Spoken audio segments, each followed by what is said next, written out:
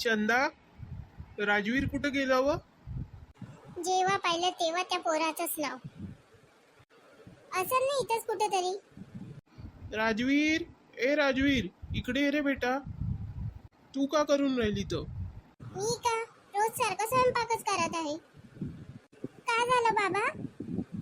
कुठं गेला होता रे राजवीर? इथंच होतो, बाहेर पोरांसोबत खेळत होतो. ठीक आहे, आज मी घरी आहे ना. आज मी कामावरून सुट्टी घेतली आहे, तर तू घरीच राहा. ठीक आहे बाबा. चल, तुला काही पाहिजे का? नाही तर तुला घेऊन देतो मी बाहेर जाऊन. काही नाही पाहिजे बाबा मला. चल तरी आपण फिरून येऊ बाहेरून. ठीक आहे. चंदा, येतो आम्ही. आता एवढ्या रात्रीचे कशाला चालले बाहेर? रात्र कुठं झाली आहे? संध्याकाळ आहे, 7 वाजले आहे.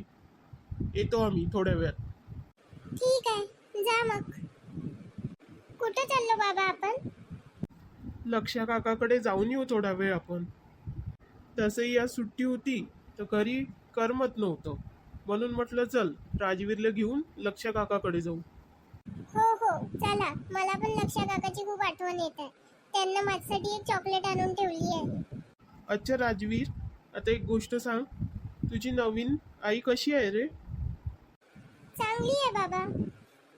काहून चांगली आहे ते सांग. कारण ते खरं बोलते. कशी का? नवीन आई म्हणते, जर तू बाहेर खेळला तर मी तुला घरचे सर्व कामं करायला लावीन आणि जेवण करायला नाही देईन. तर ती तसंच करते. न तुझी आई? माझी आई खोटं बोलत होती. का बरं? ते म्हणत होती का राजवीर, तू जर बाहेर खेळला तर मी तुला बिलकुल जेवण करायला नाही देईन. पण जेवणाची वेळ झाल्याबरोबर मला ओढून ते जेवण करायला बसवत होती. ना पोटभर जेवण खाऊ घालत होती. पण नवीन आई तशी नाही आहे. तिनं जर म्हटलं की तू जर बाहेर खेळला ना घरचे कामं करू नाही लागला तर मी तुला अजिबात जेवण करायला नाही देईन. तर ते नाही देत मला जेवण करायला. मग तू मला सांगितलं काहून नाही? नवीन आई म्हणत होती का जर तू बाबाला नाव सांगशील तर मी तुझ्यासोबत बाबाला कधी बोलू नाही देईन. म्हणून मी काही नाही सांगितलं. ठीक आहे, पण ह्याच्यानंतर तिनं तुला जेवण करायला नाही दिलं तर तू मला सांगायचं. मग तुम्ही बोलणं बंद करा माझ्यासोबत. मी असं कसं आपल्या राजवीर बाळासोबत बोलणं बंद करीन? मी बोलीन माझ्या बाळासोबत, काही पण हो. ठीक आहे बाबा.